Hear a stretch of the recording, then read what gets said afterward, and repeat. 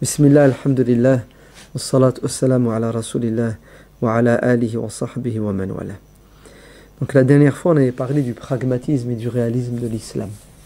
L'islam n'a pas été révélé à des anges parfaits, mais à des êtres humains, avec leurs faiblesses, avec leurs prédispositions à être bons ou à être mauvais.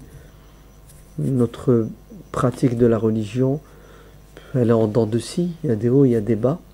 C'est pour cela que l'islam tient compte de cette nature humaine et permet aux musulmans de s'adapter.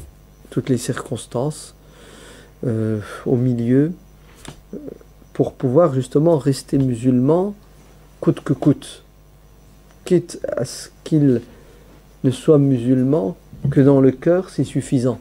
Illa man ukriha wa qalbuhu mutma'innun bil iman. Jusqu'à ce que le musulman subisse une pression forte de la part de l'environnement, du milieu ou d'un ennemi extérieur, et qu'il renie sous la pression Dieu et son prophète verbalement, et qu'il reste au fond de lui-même croyant, sincère, c'est accepté et c'est suffisant aux yeux de Dieu. Et tu peux rester comme ça 10 ans, même 50 ans, même mourir dans cet état. Et c'est ce qui est arrivé à une partie de la communauté musulmane de l'Andalousie, qui sous la domination des rois catholiques, qui vont virer dans l'Inquisition, seront contraints, forcés à abandonner leur religion, et ils l'abandonneront en apparence, et ils resteront musulmans dans leur fort intérieur, ou dans la sphère privée, puisqu'ils iront jusqu'à un moment donné faire des mosquées sous terre, et vivre la religion dans la clandestinité. Ils auront même des imams qu'on appellera en espagnol el faquiyes, el fuqaha, qui ne verront jamais la lumière du soleil. Ils vivront sous terre toute leur vie. Pourquoi? Parce que la pression du milieu était terrible. Ils devaient taire leur foi, leur appartenance à la communauté musulmane. Et l'islam autorise et le permet, puisque quand tu es dans la nécessité et la difficulté, tout devient possible, licite, autorisé. Donc ça s'appelle du réalisme, du pragmatisme. Et un deuxième fondement de notre religion, c'est la souplesse et la simplicité. Que ce soit dans les croyances, dans les pratiques. Dieu nous demande de croire, et la croyance en islam est accessible à toutes les personnes, quel que soit le niveau intellectuel. Le bac plus 15 est invité à croire en la même chose que celui qui n'a pas fait d'études. Pourquoi? Parce que le paradis doit rester ouvert à tout le monde et tout le monde doit avoir sa chance. Donc, les croyances sont accessibles, elles ne sont pas compliquées du tout. À un moment donné de l'histoire de la pensée musulmane, tout va se complexifier, malheureusement. À cause de quoi? À cause du contact avec les autres civilisations qui, elles, étaient déjà entrées dans la complexité. Les juifs, les chrétiens, avec toutes les ramifications, toutes les branches, qui ont fini par quoi? Par polémiquer, et qui se sont divisés. Et à un moment donné, le dogme juif ou chrétien était devenu un mystère. D'ailleurs, c'est encore le cas pour nos amis chrétiens qui disent c'est un mystère. La Trinité, c'est un mystère. Tu dois croire, même si tu ne comprends pas. Et puis, les conciles vont se suivre les uns après les autres pour définir à chaque fois un credo différent, de plus en plus compliqué. Mais écoutez, à un moment donné, les musulmans vont suivre, comme dit le hadith, les autres communautés pas à pas, si bien que s'ils s'engouffrent dans le terrier d'un renard, d'un loup, les musulmans vont les suivre. C'est-à-dire, ils vont faire des choses qui sont contre nature. Les musulmans vont commencer à rendre compliquée la croyance qui doit rester accessible, claire, limpide. Par exemple, la question du destin. Un jour, le prophète sallallahu alayhi wa sallam entre dans la mosquée, il voit des musulmans assis en cercle qui discutent et qui polémiquent. De quoi est-ce que vous parlez? On est en train de polémiquer autour de la prédestination. Et là, le prophète alayhi salam va devenir rouge de colère, en leur disant, vous serez bien guidés tant que vous n'aborderez pas cette thématique de la prédestination et du destin. Dans une autre verset, le devenir aussi des enfants. Les enfants qui naissent de familles non musulmanes, quel est leur devenir?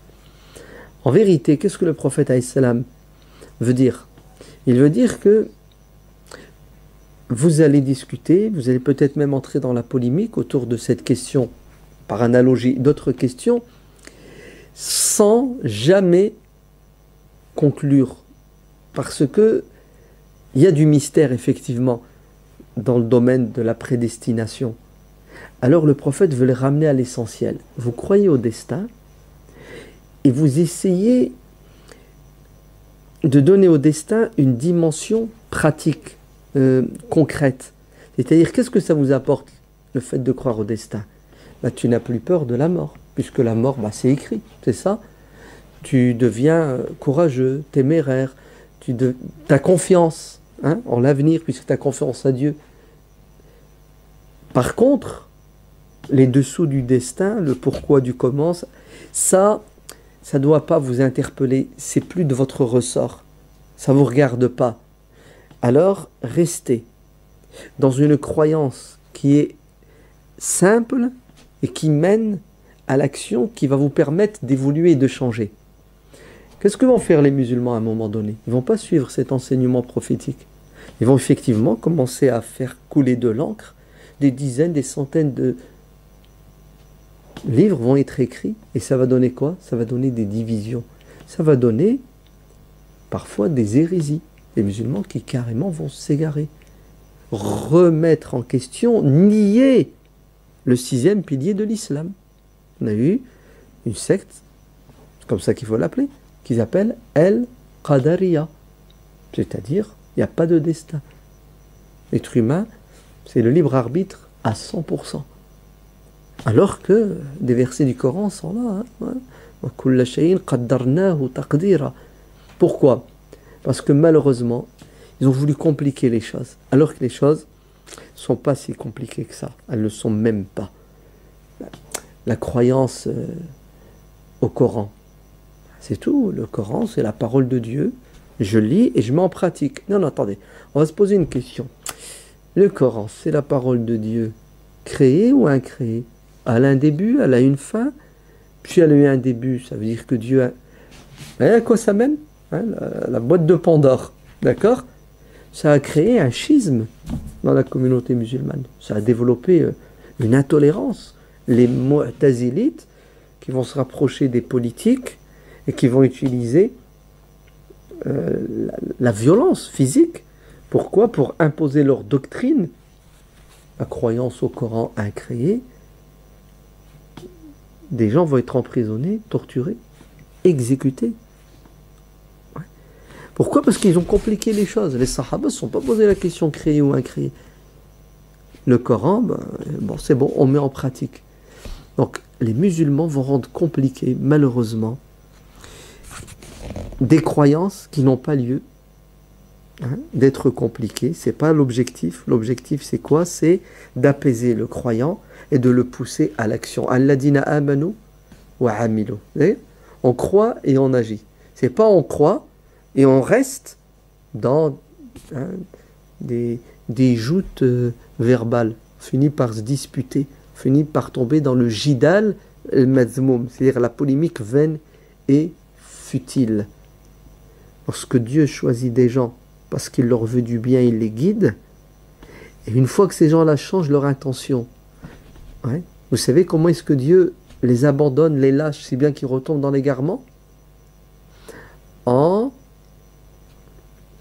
les laissant dans le jidal, la polémique vaine et futile. Le fait de quoi? De rendre compliquées les choses alors qu'elles sont simples. Qul amantu billah summa istaqim. Soufiane ibn Abdullah al-Bajali, c'est un compagnon, il interpelle le prophète, il lui dit: ô messager de Dieu, donne-moi un conseil qui va me servir le restant de mes jours. Il lui a dit: dis, je crois en Dieu et je marche droit. hein, l'istiqama. C'est ça l'objectif. Donc, l'islam, par essence, c'est une religion accessible à tout le monde qui, justement, ne veut pas que les choses deviennent compliquées parce que ça va détourner les gens du but de la religion qui est d'apaiser les cœurs et de purifier les esprits et les corps. Il en est de même des pratiques dites rituelles. Elles ont aussi pour objectif d'apaiser nos cœurs et de peaufiner nos comportements. C'est pour ça qu'elles ne sont pas compliquées. Vous connaissez tous l'histoire des prières. Hein? 50 prières, 5 prières. Si ça devait rester 50 prières, ça serait quoi? Ça serait compliqué et les gens les auraient abandonnées, dit le hadith. Donc, vous voyez, c'est voulu. Hein? Dieu aurait pu dire du premier coup, faites 5 prières. Non, il a voulu nous dire attention. La religion n'est pas compliquée. Elle sera compliquée si les 5 deviennent 50. Mais regardez l'objectif. C'est pas de vous rendre la vie impossible, difficile. C'est de vous donner les moyens pour garder le contact avec Dieu. 5, c'est suffisant. Un bédouin entre dans la mosquée, il dit ô messager de Dieu, qu'est-ce que Dieu nous a dit de faire? Qu'est-ce qui est obligatoire? Il lui a dit 5 prières. Il lui a dit 5 prières et rien d'autre. Il lui a dit 5 prières et rien d'autre d'obligatoire. Après, il le questionnera sur le jeûne. 1 mois et rien d'autre. 1 mois et rien d'autre. Vous savez ce que dira le bédouin? Je me contenterai de ces choses obligatoires. Il s'en va, et en partant, le prophète interpelle les compagnons en disant Aflaha in sadaq. Il réussira s'il est sincère. Dans une autre version du hadith, vous voulez observer un homme du paradis, observez cet homme. S'il se contente de ce que je lui ai enseigné, les choses obligatoires, il ira au paradis. Tout ça pour vous dire que il ne faut pas compliquer les choses. Même dans le rituel, la preuve, regardez, comment le prophète alayhi salam dit que cet homme, c'est un homme du paradis, parce que il est simple, il ne cherche pas la petite bête. Juste une parenthèse.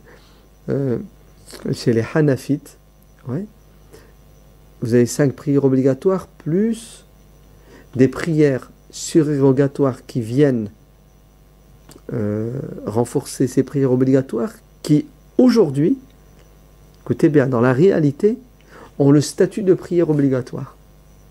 Si bien que vous avez les jeunes, bon, vous savez, un jeune n'a pas la même ferveur, délaisse carrément la prière. Quand tu leur dis pourquoi, tu dis, ben, c'est trop. Tu dis, attends, 5, c'est pas beaucoup. Il dit, ben non, c'est pas 5 prières qui en islam. C'est combien? C'est 43. Elle dit, ah bon? Et c'est vrai. Allez en Turquie et vous allez voir. Ouais. Et pour eux, les nawafil avant Dohr, après l'Asr, avant, ont le statut de prière obligatoire. Les délaisser, c'est impossible. Et quand on enseigne aux enfants la prière, c'est pas 5, c'est 5 plus, et on ne s'imagine pas ne pas les faire. Conclusion, ça devient un fardeau où on les fait à cause de l'éducation, la pression sociale, mais ça devient de la gymnastique. Ah oui, ça devient de la gymnastique, ça devient une corvée qu'il faut absolument accomplir parce qu'on n'a pas trop le choix. Donc vous voyez, subhanallah, même dans l'enseignement, le prophète sallallahu alayhi wa sallam fait attention à ne pas compliquer les choses en disant « Khlas, c'est bon, tu fais ça, alhamdulillah ». Bon, maintenant, c'est vrai qu'il y a des degrés, il y a des niveaux. Mais la règle, pour la majorité des gens, c'est quoi? C'est un mois de Ramadan. N'a-t-il pas dit Abdullah ibn Amr ibn al-As? Contente-toi du mois de Ramadan. Tu vois bien que ta femme se plaint de ta piété scrupuleuse. Je dis non, je suis capable de plus. Pourquoi le prophète lui dit contente-toi? Parce que c'est ce que Dieu nous demande. Le reste, il faut faire attention. Si tu veux rajouter des jours, ça ne doit pas être aux dépens d'autres obligations. Non, on croit que Dieu ne va nous aimer que si et seulement si On s'adonne au surérogatoire, entre guillemets, rituel. C'est-à-dire, tu fais le mois de Ramadan, puis tu rajoutes un jour sur 2, admettons. Ça, c'est de la piété scrupuleuse. C'est une preuve d'amour, ouais, de ton Seigneur, et Dieu finira par t'aimer. C'est ce que dit le hadith. Et on oublie que le fait d'assumer sa responsabilité vis-à-vis de sa femme et de ses enfants, c'est une obligation déjà. Et deuxièmement, ça nous rapproche de Dieu aussi. Dieu nous aimera parce qu'on assume notre responsabilité. Et subhanallah, on dirait que plus c'est compliqué et plus c'est rituel, plus ça plaît à Dieu. Moins c'est compliqué et plus c'est social, ouais, moins ça plaît à Dieu. Vous avez vu une approche et une compréhension de la religion très laïque, somme toute. Bien sûr. Ah oui. Et c'est dangereux. Et c'est pas bon. Donc, le prophète sallallahu alayhi wa sallam, quand il enseignait, il ne compliquait pas. Hein? Il leur disait, faites l'obligatoire. Vous avez la pêche, vous avez la force, vous avez du temps. Rajoutez. Sinon, attention, attention.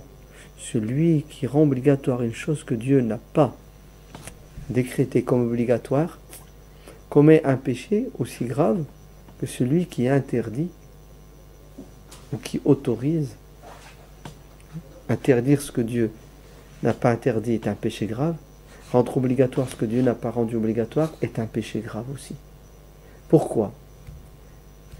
Est-ce que vous remettez en question un des objectifs du message mohammadien? Vous savez c'est quoi un des objectifs?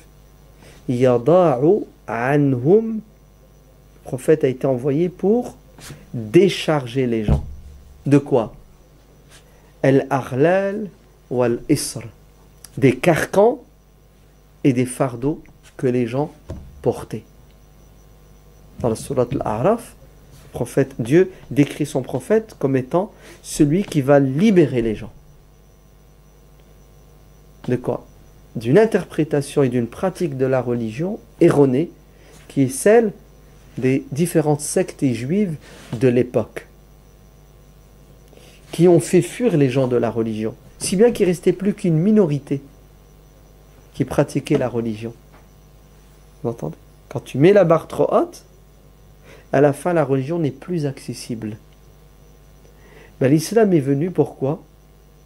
Wala tahmil alayna isran. Vous avez vu isr? L'isr c'est le fardeau. Et Allah ne nous fait pas porter un fardeau qu'on ne peut pas porter. Comme les autres, eux, il leur a été demandé de faire et ils n'ont pas su le faire. Donc, un des objectifs majeurs du message mohammadien, c'est d'alléger la religion. La religion qui, à cause pour certains d'une punition divine ou d'interprétation humaine, est devenue un fardeau insupportable qui a poussé les gens à la renier ou à une pratique hypocrite, saisonnière. Ouais. En fonction de quoi? En fonction des intérêts, en fonction des pressions. Non. Il faut que la religion soit facile pour qu'elle soit accessible, pour que les gens la pratiquent de manière sincère, avec amour et avec plaisir. Oui. Vous savez que le corps, c'est juste une enveloppe. Ce qui compte, c'est le cœur. Hein? Mais si le corps est sous pression, le cœur étouffe. Et qu'est-ce qu'il veut? Il veut se libérer de cette pression du corps. Ouais. C'est pour ça, alaykum, dit le prophète alayhi salam, min al-a'mali ma tutiqun. Faites ce que vous pouvez. Sinon, vous allez vous fatiguer avant que Dieu ne se fatigue. Et Dieu ne se fatiguera jamais. Il est beau le hadith quand même. Hein? Allez, portez ce que vous pouvez. N'essayez pas de porter plus en croyant que ça va plaire à Dieu. C'est faux. Vous allez vous user, vous fatiguer et tout abandonner. Et l'objectif, c'est pas ça. Et subhanallah, vous savez, quand on parle de souplesse, de facilité, d'accessibilité de la religion, ça choque certaines personnes qui disent « Ouais, mais vous êtes laxiste. C'est ça? Vous facilitez la religion aux gens. Vous les poussez à quoi? À ne pas pratiquer. Vous avez vu le... Ouais. Et ces gens-là ne sont même pas conscients qu'ils sont en train de contredire le Coran de manière claire et nette. Qu'est-ce que vous faites des versets qui disent Yuridu Allahu an yukhaffifa ankum. Dieu veut vous faciliter, vous rendre léger la religion, la pratique de la religion. Vous savez pourquoi? Parce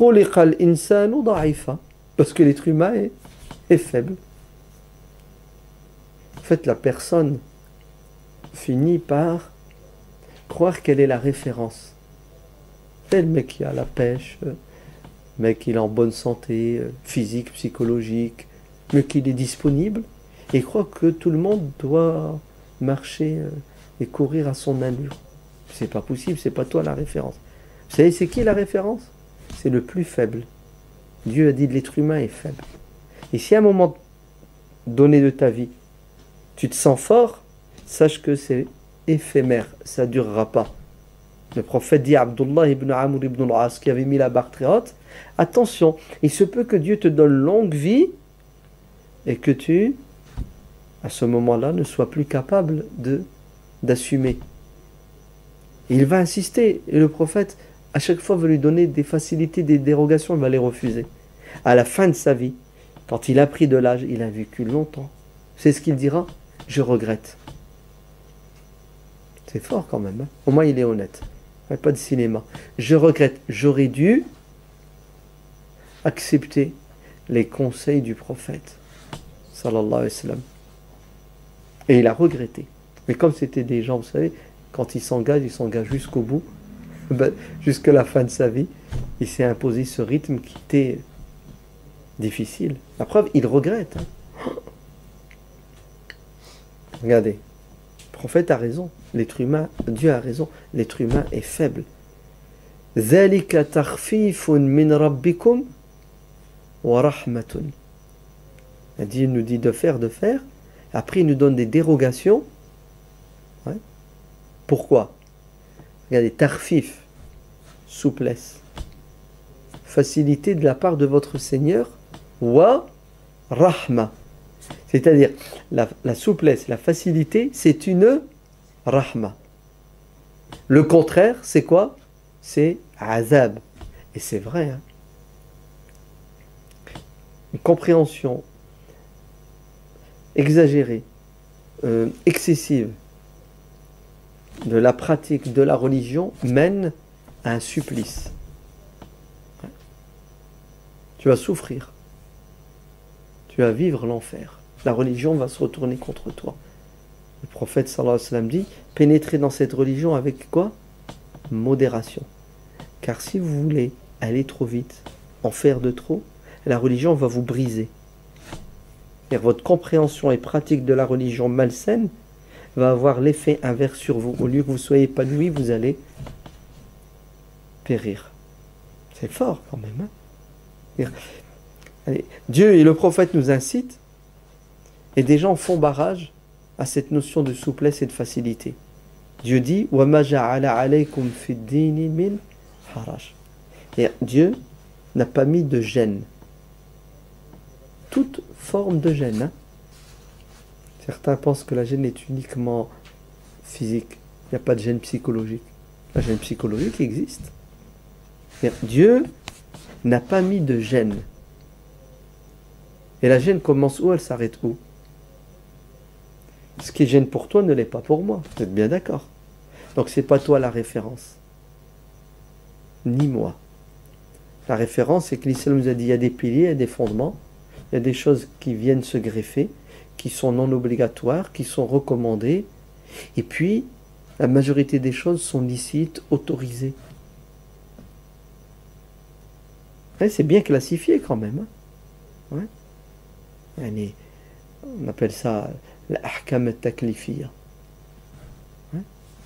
L'obligatoire, l'interdit, le déconseillé, le recommandé et le licite. Est-ce que vous savez qu'il y a des gens aujourd'hui qui n'ont pas ce sens de la hiérarchisation des devoirs en islam, des concepts, et ils confondent tout. Tu dis, si, il ne faut pas faire ceci. Pourquoi? Ben, le prophète sallallahu alayhi wa sallam il a dit qu'il ne fallait pas le faire. Et ils croient, ils pensent que parce qu'il a dit le prophète a dit, ça voulait dire que c'est interdit. Oui, mais je l'ai lu dans le Coran, Dieu a dit ceci. Regardez, subhanallah, la prédisposition psychologique. Dieu a dit, le prophète a dit, automatiquement, c'est interprété dans le sens de l'interdiction. Ah oui, hein. Le prophète sallallahu alayhi wa sallam dit, par exemple, ne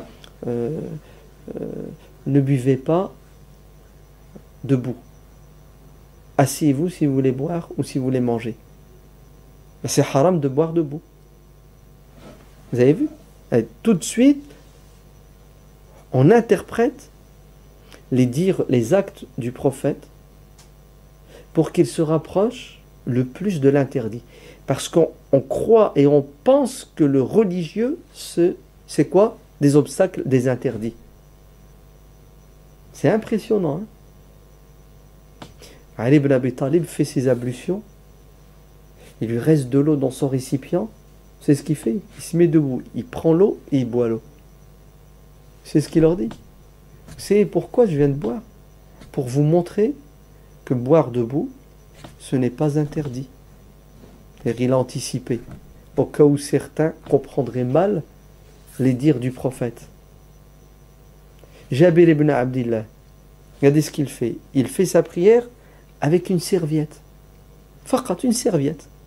Alors que il était vêtu, hein, il avait une chemise, il avait tout ce qu'il faut. Il a retiré ses vêtements, il a gardé que le panier, la serviette. Il finit sa prière et il leur dit, est-ce que vous savez pourquoi j'ai fait ma prière dans cette tenue vestimentaire? Alors que mes vêtements sont là à mes côtés, j'aurais pu me couvrir totalement. Il a dit, pour que les sots parmi vous, ahmaq, hein, les fous parmi vous, ouais, sachent que il est autorisé de prier de cette manière. Pourquoi? Vous pensez qu'au temps du prophète, on avait des vêtements?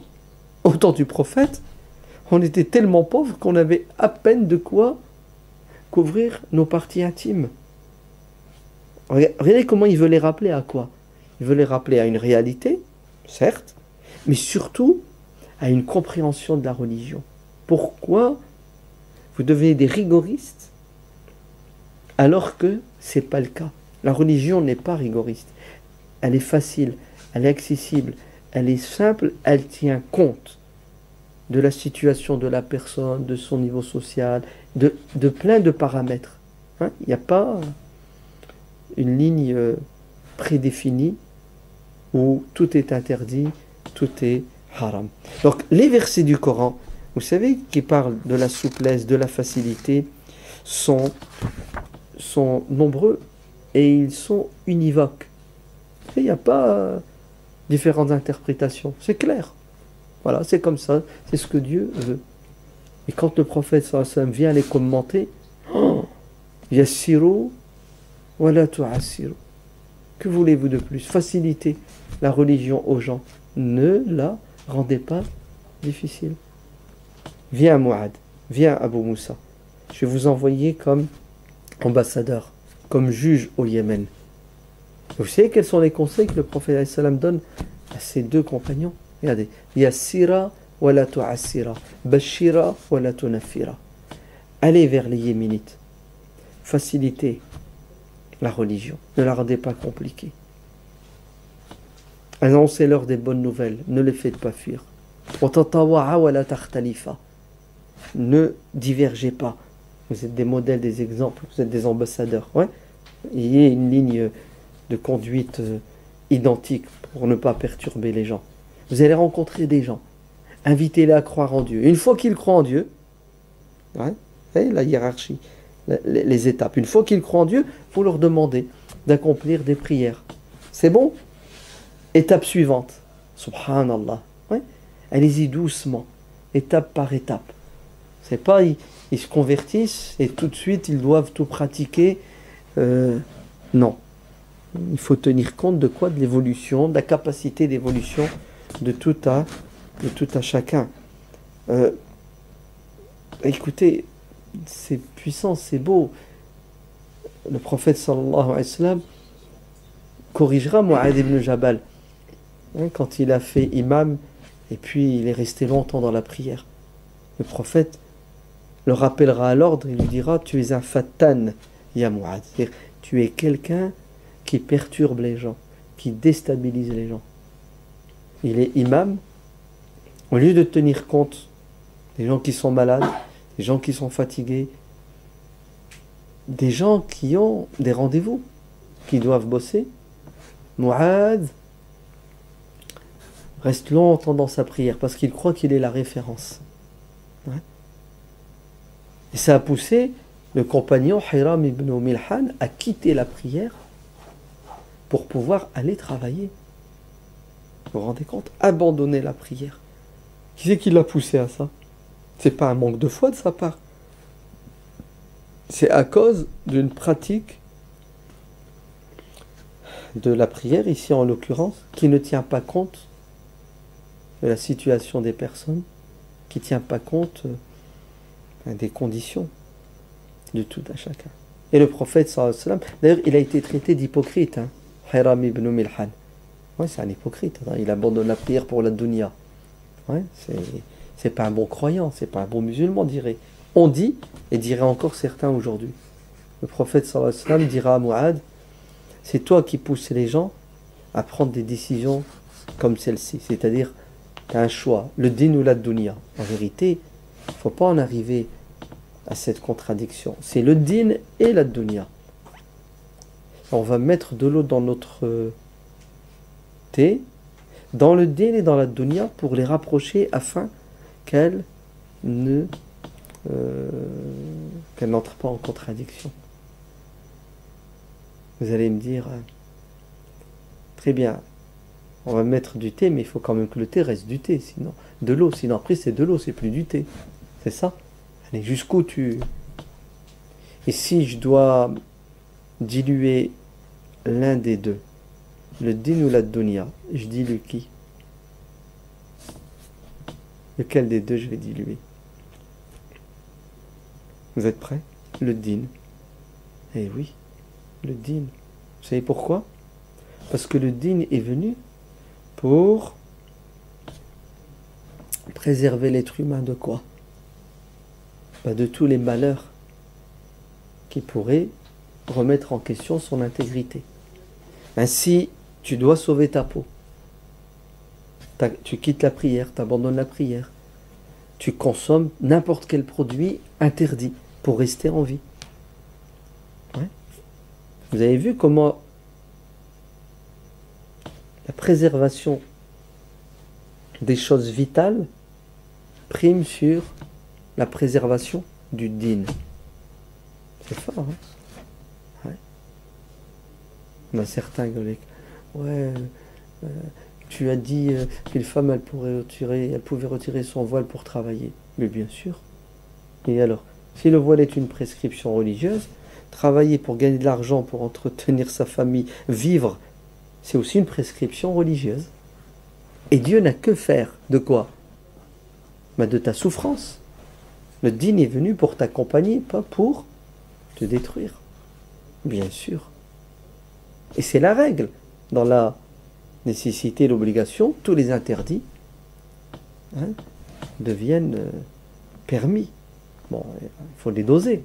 Mais en tout cas, c'est ça la règle. Si ça, c'est pas de la souplesse, de la facilité, dites-moi alors qu'est-ce que c'est? Et le hadith est clair. Dieu aime, yuhibbu. Donc c'est que c'est bon. Le croyant qui opte pour les dérogations. Il y a une dérogation? Vas-y. Non, je préfère. Ouh là là là là, je préfère. Vous avez vu? Et je préfère la solution qui est un peu plus dure et plus difficile. Non. Dieu, il aime le croyant qui, lorsqu'il fait un choix, opte pour la solution de la souplesse et de la facilité. Le prophète, sallallahu alayhi wa sallam, quand il avait le choix entre deux solutions, l'une plus dure que l'autre, il choisissait la plus simple. C'est fort. Ça ne veut pas dire que Dieu n'aime pas celui qui s'impose la rigueur. Si, l'azima, c'est pas interdit en islam. Walakin l'azima, c'est particulier. Toi, tu t'imposes la rigueur. Toi, tu mets la barre où tu veux et t'assumes. Mais ne demande pas aux autres. Ne fais pas croire que la religion, c'est ce que tu dis ou ce que tu pratiques. Dis, c'est ta compréhension et ta pratique de la religion, et laisse les gens. Dans quoi? Dans la souplesse et la facilité. Sinon, les gens vont quitter la religion. Les gens vont fuir. Et c'est exactement ce que le prophète sallallahu alayhi wa sallam va reprocher à certains de ses compagnons. Vous connaissez tous l'histoire du bédouin qui est entré dans la mosquée, qui a uriné dans un coin de la mosquée. Ils ont voulu l'agresser. Le prophète leur a dit non, laissez-le. Parce que vous allez le faire fuir. C'est fort quand même, vous avez vu? L'objectif c'est quoi? C'est de garder les gens dans le din, quitte à baisser la barre, ou ça, au plus bas niveau, et ensuite éduquer les gens pour s'éloigner des interdits, des choses qui sont déconseillées. Mais ça reste que la souplesse et la facilité sont des piliers, des fondamentaux de quoi? De notre religion. Soufiane al-Thawri, il a été qualifié de Amir al-Mu'minina fil hadith. Et c'est un degré.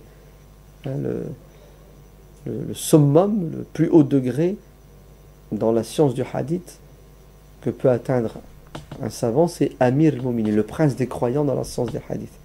Soufiane al-Thawri dit, c'est quoi le fiqh, la bonne compréhension et pratique de la religion? Vous savez qu'est-ce que c'est? Écoutez bien. Ar-rukhsatu min at-tiqa. Amma at-tashdidu fi fayuhsinuhu kullu ahad. C'est-à-dire un vrai savant qui a bien compris la religion, c'est celui qui est capable de donner aux gens des dérogations pour leur faciliter la pratique de la religion. Quant à rendre la religion compliquée, tout le monde sait le faire, ça. C'est pas difficile. Ouais. Tu dis, laisse tomber, c'est haram, c'est haram, c'est haram. Entre guillemets, tu prends pas de risque. Vous avez vu? En fait, c'est un risque aussi grave que l'autre. Interdire ce qui est halal, c'est un risque grave, comme autoriser ce qui est haram. Donc, le vrai savant, c'est celui qui n'interdit pas ce que Dieu n'a pas interdit, et il n'autorise pas ce que Dieu a interdit. C'est subtil, hein?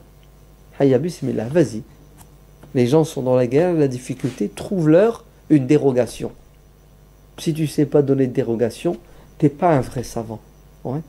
Tu es un perroquet qui répète les fatwas des savants qui ont été émises à un moment donné, dans un milieu donné, dans des circonstances données, et qui ne sont plus peut-être valables.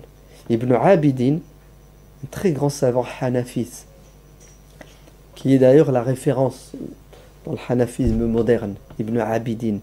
Il a écrit une épître qui est magnifique, où il dit que le titre de l'épître, c'est la fatwa change en fonction des us et des coutumes. Et il explique pourquoi. Il dit parce que une compréhension, une interprétation d'un domaine de la religion à un moment donné peut s'avérer fausse à un autre moment, car elle va mettre les gens dans la difficulté, cette interprétation est pratique, si bien que ça contredira les fondamentaux du din qui sont ne pas compliquer la religion aux gens, donc ça va faire fuir les gens du din, ouais. Alors que l'objectif c'est de maintenir les gens dans la religion. Et il développe tout ça avec des exemples, avec des analyses des versets du Coran et des hadiths. Oui.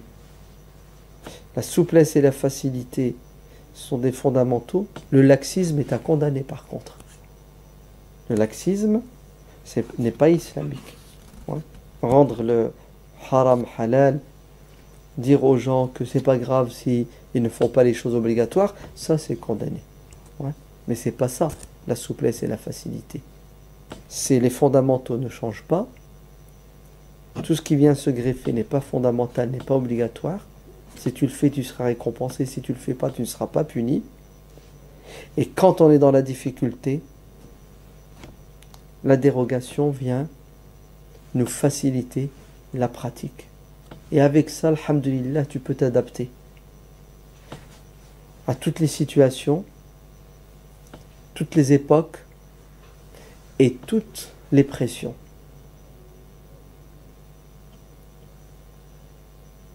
Vous êtes fatigué, hein? Ce qui est normal, non? Vous avez l'habitude de travailler. Que Dieu vous bénisse. Ça fait plaisir. Je ne veux pas vous prendre la tête plus longtemps. Allah yahfadkoum wa yubarak fikoum. C'est important. Il y en a beaucoup qui ont une excitation, ils ont mis la barre haute, après ils ont tout abandonné. Attention, la vie est longue, je l'espère, Inch'Allah, pour nous tous. La meilleure des actions, c'est celle qui dure, aussi minime soit-elle. D'accord?